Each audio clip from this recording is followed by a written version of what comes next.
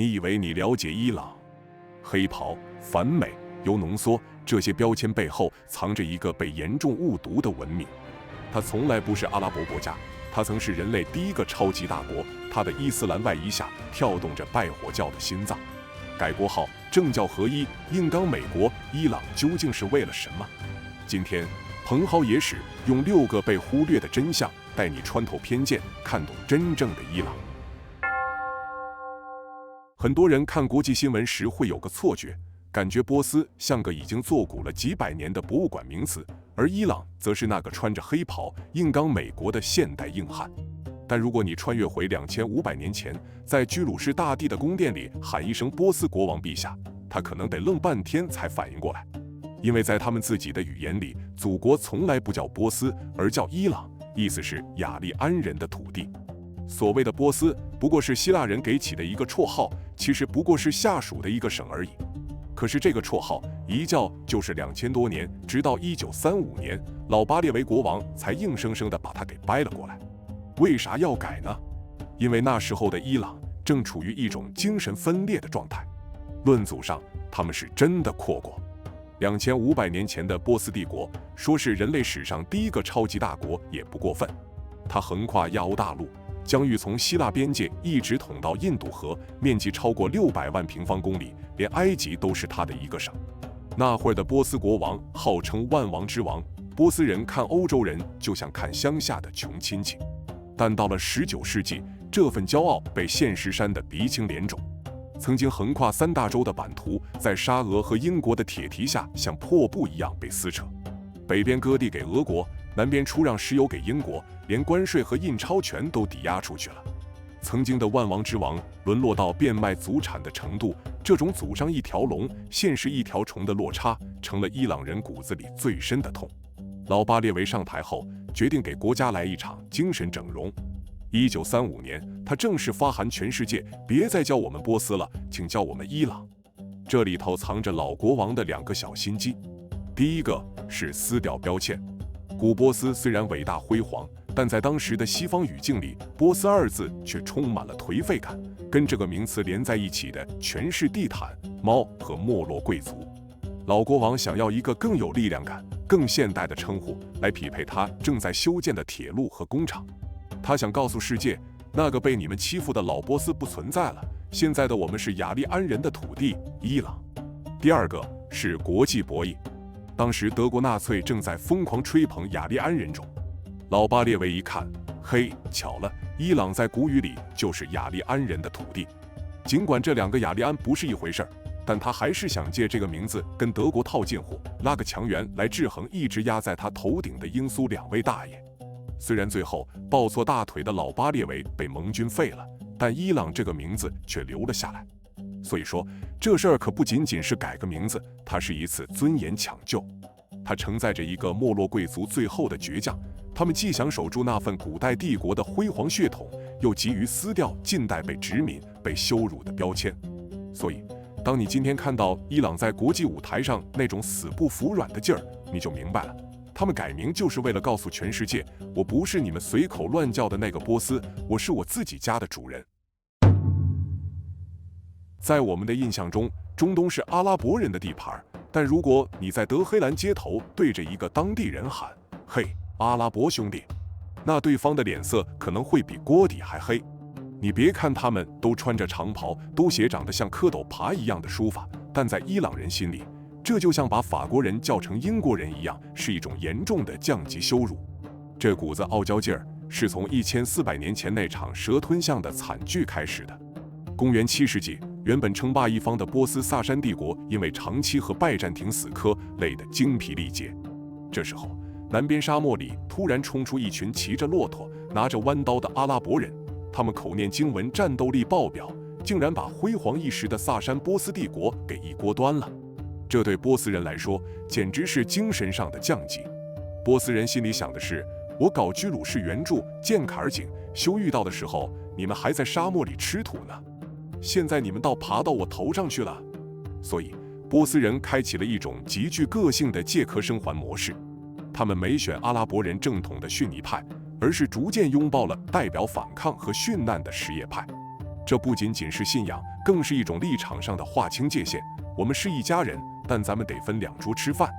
波斯人借用了阿拉伯字母来写字，但却死活不肯说阿拉伯语，这就导致了今天的奇观：一个伊朗人看沙特的报纸，每个字母都认识，但连起来却一句都看不懂。阿拉伯人建了帝国，但发现自己不会收税，不会搞行政，于是大批波斯文官进入核心层。到后来，阿拉伯帝国的宫廷礼仪、官僚体系，甚至文学诗歌，骨子里全都是波斯货。这种千年恩怨传到今天，就变成了一种极度的民族自尊。伊朗人一直觉得自己是中东文明的灯塔，而阿拉伯人只是靠石油发了财的暴发户。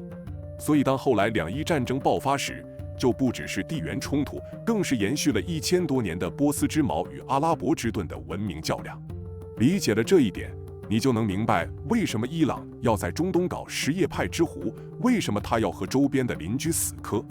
因为他从不觉得自己是阿拉伯世界的一员，而是觉得自己是那个曾经照亮过半个亚欧大陆的波斯主宰。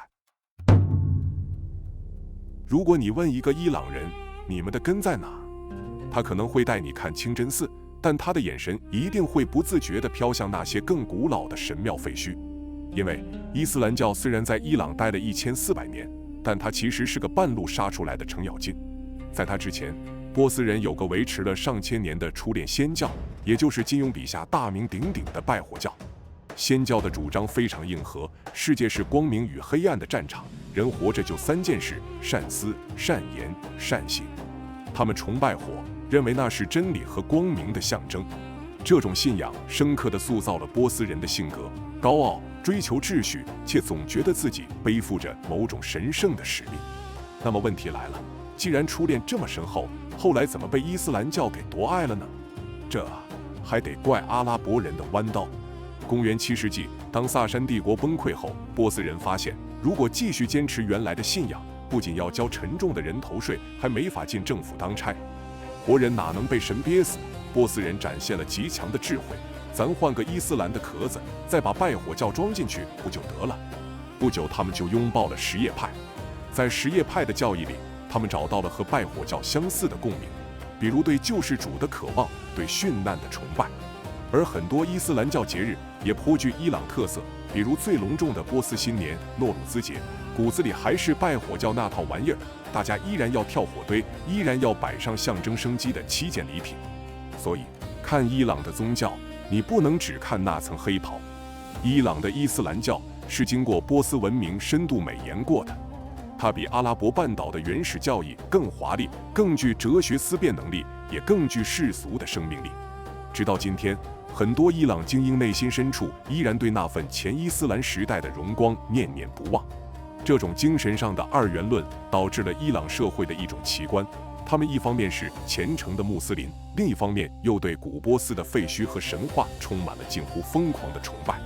这种灵魂深处的挣扎，也为后来巴列维国王强推去伊斯兰化和霍梅尼搞政教合一的惨烈冲突埋下了最深的伏笔。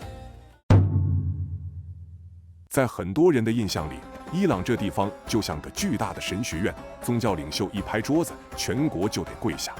但我得告诉你一个反常识的真相，在1979年之前，这种政教合一在伊朗历史上根本就不是常态。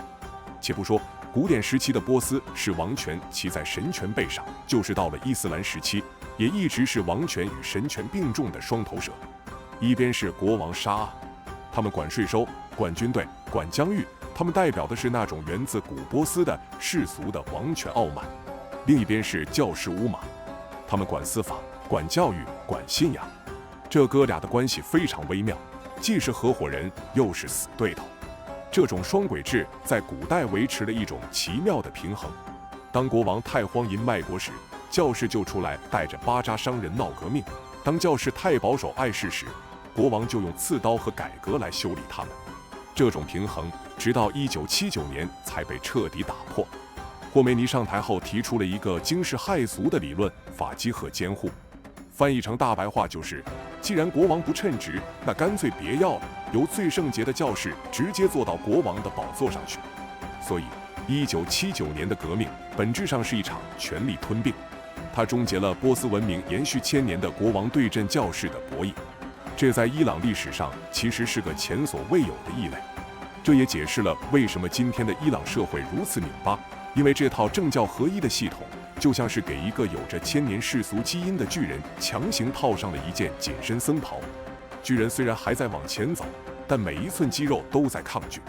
理解了这种权力的拉锯历史，你就能明白为什么现在的伊朗青年会觉得这套系统不自然，因为在波斯的血液里从来就没有绝对服从神权的遗传基因。如果你觉得伊朗人只懂跪拜领袖，那你就太小看这群亚洲最早觉醒的先行者了。事实上，伊朗人对现代治理的渴望比咱们想象中要早得多。